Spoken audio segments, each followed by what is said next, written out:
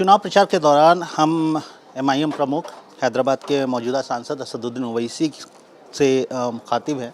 Sir, हमने देखा party ने अपना सॉन्ग भी लॉन्च कर दिया है, सोशल मीडिया पर काफ़ी एक्टिव हुई है, रील्स और मीम्स बन रहे हैं। क्या एमआईएम इस चुनाव में हम कहें तो एक नई स्ट्रैटेजी के तहत या चेंज्ड एमआईएम हम कह सकते हैं कि कॉन्टेस्ट करने जा रही है? नहीं, एमआईएम चेंज क्यों होंगी भाई? जो मॉडर्न इलेक्शनरिंग टूल्स अवेलेबल हैं सबको, हमको भी अवेलेबल हैं, तो हम अपने लिमिटेड वे में जितने हमारे रिसोर्सेस हमारे को परमिट करते उसका हम इस्तेमाल कर रहे हैं। तो अब बड़े बड़े नेशनल पार्टीज तरह तो हम लोग रोज़ गूगल पे फेसबुक पे एड्स तो दे नहीं सकते, तो जितना हम कर सकते और ये नई टेक्नोलॉजी जो है उसका यूज़ करके हम लोग हमारा मैसेजिंग ज़्यादा से ज़्यादा लोगों तक पहुँचे, वो हमारी कोशिश है। 1984 से सर 1984 से ये सीट एमआईएम के पास है। आपसे पहले आपके पिता और अब आप, कितना बड़ा है ये चुनाव? 5वीं बार आप कॉन्टेस्ट करने जा रहे हैं। देखिए, हर चुनाव को आपको बड़ा सीरियसली से लेना पड़ता है, चाहे वो म्यूनसिपल इलेक्शन हो, पंचायत का इलेक्शन हो, ज़िला परिषद हो, विधानसभा का हो, पार्लियामेंट का हो। तो चुनाव है, एक एग्ज़ाम है ये। आप किसी भी चुनाव में, इलेक्शन में आप इजी नहीं ले सकते। तो हम लोग हर चुनाव को उसके सीरियसनेस से लेते हैं और पूरे इखलास के साथ, पूरी टीम वर्क के साथ हमारे पार्टी के मेंबर्स काम करते हैं। बीजेपी ने माधवीलता को यहाँ खड़ा किया है। उनके नॉमिनेशन के दौरान अनुराग ठाकुर आए थे, उन्होंने एक नारा दिया। उनका कहना था कि जब से आई माधवीलता ओवैसी हो गए लापता। अब ये क्या है ना, जिसके आँखें का नंबर ख़राब हो जाता है, दिमाग पर सिर्फ नफ़रत का पर्दा पड़ जाता है, तो उनको कुछ नज़र ही नहीं आता। अब उनको क्या मालूम कि हम लोग किधर रहते, क्या काम करते, किसके लिए काम करते हैं। तो एमआईएम पार्टी का जो काम करने का वर्क कल्चर रहा है वो कोई पॉलिटिकल पार्टी के पास नहीं है। एक पॉलिटिकल पार्टी के एमएलएज, एमपी, एमएलसीज, कॉरपोरेटर्स खुलेआम एक पार्टी का ऑफिस में हफ्ते में 6 दिन बैठते हैं, रोज़ 4-5 घंटे आवाम से मुलाकात होती है, उनके अच्छे बुरे में हम लोग जाते हैं। और तो ये हमारा वर्क कल्चर रहा है। तो अब इनको नज़र नहीं आता तो अब क्या करेंगे? जिसकी गर्दन मोटी हो जाती है नीचे देख ही नहीं सकता ना, तो प्रॉब्लम है उनकी। बीजेपी एक और आरोप लगा रही है कि कांग्रेस और एमआईएम के बीच पर्दे के पीछे, तेलंगाना में तो कम से कम दोस्ती हो गई है, हैदराबाद में दोस्ती हो गई। ये दोनों को एक दिन बिठाना चाहिए। हम सोच रहे कि इनको हैदराबाद में बिठाकर मोदी को और कांग्रेस के कोई बड़े नेता आ जाए, ईरानी चाय पे उस्मानिया बिस्किट बिठाकर भाई तय कर लो कौन क्या बोलना चाह रहे हमको। आप दोनों कभी नहीं बोलते हैं इनके पर्दे के पीछे है, कभी वो बोलते हैं उनके पर्दे के पीछे है। कोई पर्दा ही नहीं है, हम तो खुलेआम काम करते हैं। तो जिसके साथ हैं उसके साथ खुल कर बोलते हैं। तो ये लोगों को तय करना चाहिए, कभी ये ऐसा बोलते हैं, कभी वो ऐसा बोलते हैं। सवाल तो आपके पैदल दौरे के दौरान जो बीफ जिंदाबाद का नारा है उस पर भी खूब उठ रहा है। देखिए, मैं जो चाह रहा था बीजेपी ट्रैप में आ गई। मैं ये बताना चाह रहा था कि इनकी हिपोक्रेसी। आप 10 करोड़ आपको अलाना बीफ कंपनी से मिला है, तो पैसा आपको बड़ा पसंद है, और एक गरीब जो दुकान चलाता है, जो 12, 13, 14 घंटे काम करते हैं लोग, और वापस घर को ले जाता होगा वो मुश्किल 800-1000 रुपये, वही एक कथिक जो हिंदू समाज के हैं वो अपनी दुकान चलाते हैं। तो बीजेपी को तकलीफ़ क्या है? इन गरीबों से तकलीफ़ है बीजेपी को और आरएसएस को। बीजेपी को तकलीफ़ नहीं आरएसएस को, जब उनको बॉन्ड मिलता है। ये मैं प्रूफ करना चाह रहा था, वो बात प्रूव हो चुकी है।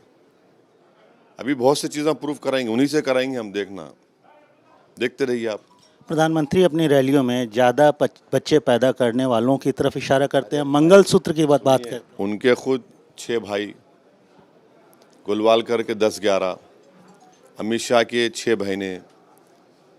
हाँ, माशाल्लाह से आप लोगों के पास सब हैं, और आप बोल रहे पैदा कर रहे हैं मुसलमानों को।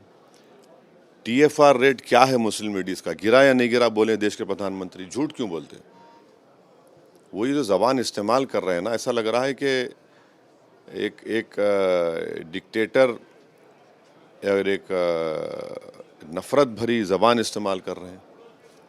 आप क्या सिर्फ एक ही समुदाय के प्राइम मिनिस्टर हैं या एक ही हिंदुत्व आइडियोलॉजी के मानने वालों के?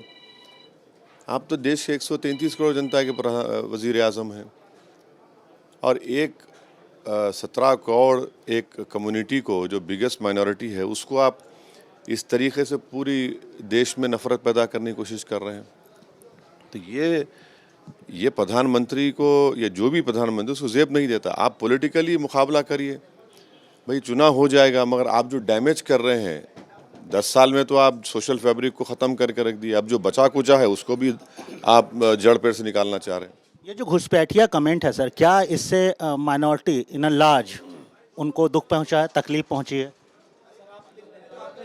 नहीं, घुसपैठिया जो है ये बीजेपी की एक झूठ है जो हमेशा से बोलते आ रहे हैं। बच्चे पैदा कर रहे हैं, घुसपैठिया है, ये बीजेपी हमेशा से बोलती है, आरएसएस बोल रही है।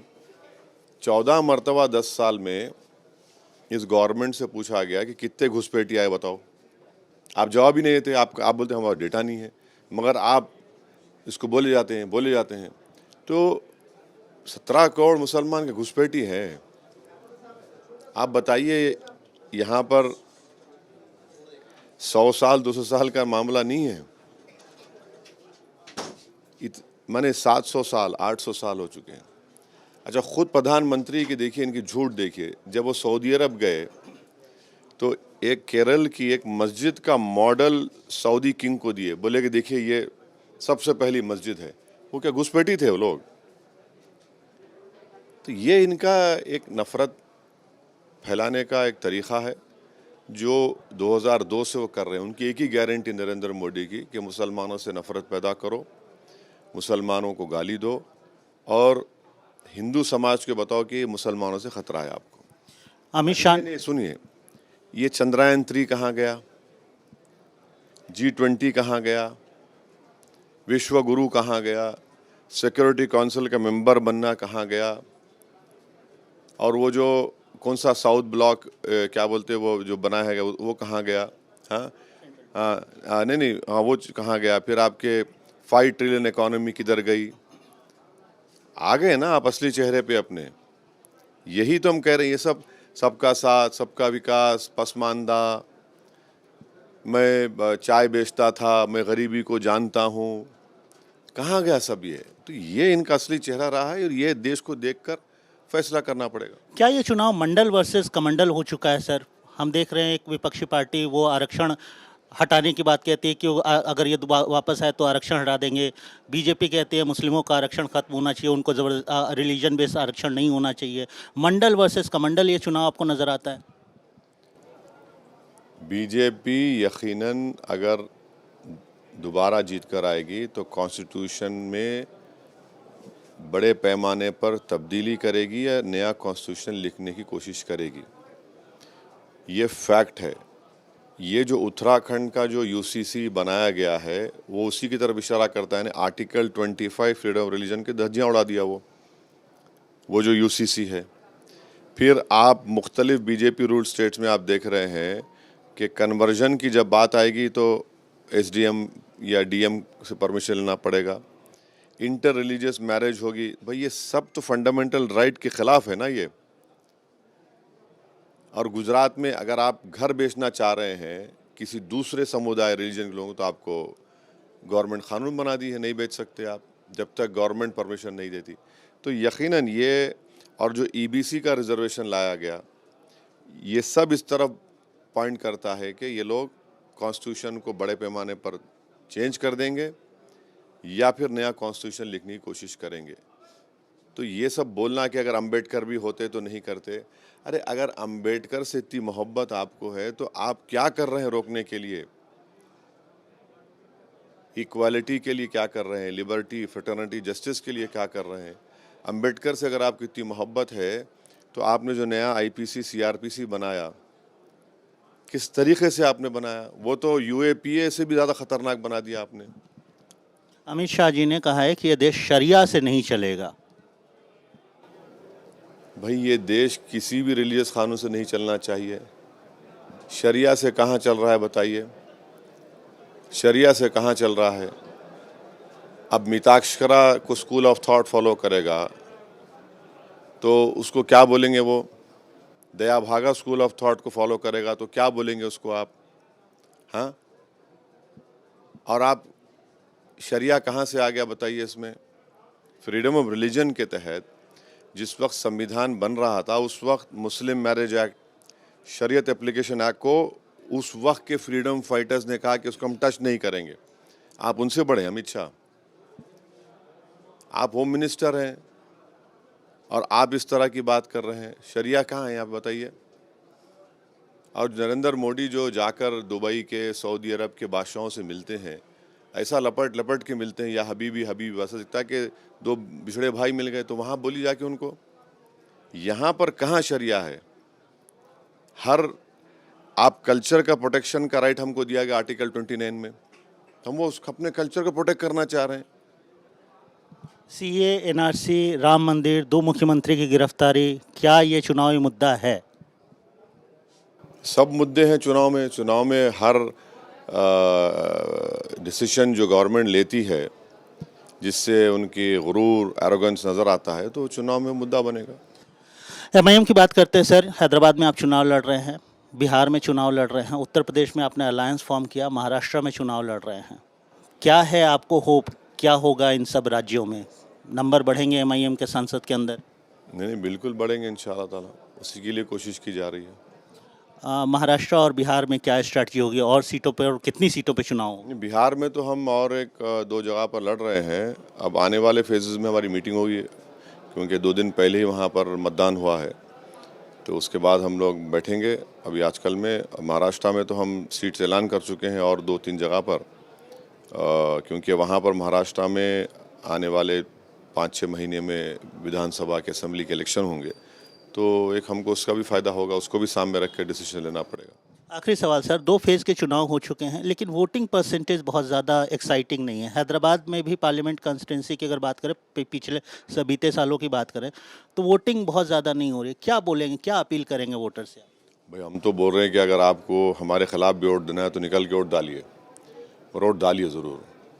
5 साल में एक मरतबा आपको मौका मिलता है, तो हमारी तरफ से तो हमारी पूरी कोशिश है, और हमारी पार्टी जितना एक्टिवली काम करती है साल के हर महीने में, हर दिन, शायद ही कोई पॉलिटिकल पार्टी इतना आवाम के दर में नज़र आती होगी।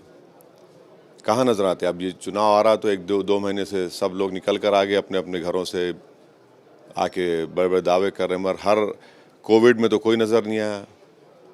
कौन थे? एमआईएम पार्टी के ही मेंबर्स थे जो ऑक्सीजन पहुंचा रहे थे, सिलेंडर्स को रिप्लेस कर रहे थे, ऑक्सीजन कॉन्सेंट्रेटर्स पहुंचा रहे थे। हमारे बाजू अहमद बलाला साहब मलकपेट के एमएलए बैठे हैं, यहाँ पर एरिया को बंद कर दिया जा रहा था, उस एरिया में जाकर ये खुद फूड किट्स दे रहे थे। एक बता दीजिए सब जितने लोग हमको गाली दे रहे हैं आज, कोई दिल्ली से पैराशूट होता है, कोई कहाँ से होता है, भाई आप कहाँ थे कोविड में? यही तो हमारे पार्टी वर्कर्स थे जो अपनी जान को हथेली पर रखकर हर एक को खिदमत कर रहे थे। कोई नहीं देख रहा था उस ज़माने में, ना अभी देखते हैं कभी देखते। कोई हिंदू हो, मुसलमान हो, क्रिश्चियन हो, बीसी हो, दलित हो, कुछ भी हो, सबको मदद कर रहे थे। अकबरुद्दीन ओवैसी तो, बलाला साहब तो हज़ारों हज़ारों फूड किट्स बांटे। कहाँ थे ये लोग भाई? ये जो आप, तो ये सब चीज़ें हैं और आवाम देख रही है उसको, इसलिए हम आप जनता से, आवाम से अपील कर रहे हैं कि अपने वोट का इस्तेमाल करिए। और मैं शुक्रगुजार हूँ कि बहुत से लोग हैदराबाद के गल्फ़ से वापस आ रहे हैं, आकर यहाँ वोट डालने के लिए जा रहे हैं, बहुत आ रहे हैं, मैं देख रहा हूँ।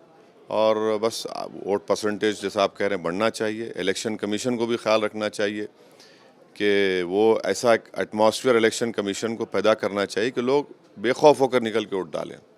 इलेक्शन कमीशन तो एक तरफ बोलता है कि भाई वोट डालो, फिर आप तो 35 साल से जो क्रिटिकल सेंसिटिव के नाम पे रिव्यू नहीं करते आप उस इलाके को। आखिर क्या बात है भाई? यहाँ पर 20, 25, 30 साल से कोई कम्युनल राइट नहीं होता है, मगर कब तक क्रिटिकल और वो होगा? ये आपको तो रिव्यू करना चाहिए ना। इलेक्शन कमीशन जो बोल रहा है कॉन्ट्रडिक्टरी काम हो रहा है यहाँ पर, तो आपको रिव्यू करना चाहिए उन चीज़ों को। तो एक माहौल बनना चाहिए कि लोगों को इनकरेज किया जाए। हम तो कोशिश कर रहे हैं, हम तो पूरी कोशिश कर रहे हैं, और आपके ज़रिए से जो आवाम देखेगी हमारी इस बात को उम्मीद करते हैं कि ना सिर्फ हैदराबाद बल्कि पूरे भारत में और ख़ास तौर से अर्बन एरियाज़ में बड़ी अफैती है। हम आवाम से अपील करेंगे कि भाई आपको छुट्टी दी जाती है वोट डालने के लिए, कोई फार्म हाउस जाकर बैठ के लुत्फ़ उठाने का तो मामला नहीं है। नहीं हम जा रहे हैं फार्म हाउस आम खाने। अरे भैया आम मंगाइए, घर में खाइए, वोट डालिए, घर में आम खाइए, हमको ही बुलाइए, वोट डाल के हम भी आम खाने आ जाएंगे। तुम फार्म हाउस जा रहे हैं, हम वहाँ जाके बैठेंगे। अरे भाई वोट डालिए, एक एक वोट आपका कीमती है। आपको मुल्क से मोहब्बत है तो वोट डालिए। आपको मुल्क में जो माहौल बन रहा है, जिससे आपको घुटन महसूस हो रही है, जिससे आपको लग रहा है कि आपको निशानदेही करके आपको टारगेट किया, तो वोट डालिए। वोट आपका बहुत बड़ा हथियार है, अमानत है आपके पास अल्लाह की तरफ से, उसका इस्तेमाल करिए। तो ये थे हमारे साथ असदुद्दीन ओवैसी जिन्होंने अपनी बेबाक राय रखी। कैमरा पर्सन विकी के साथ आशीष, एबीपी न्यूज़ हैदराबाद।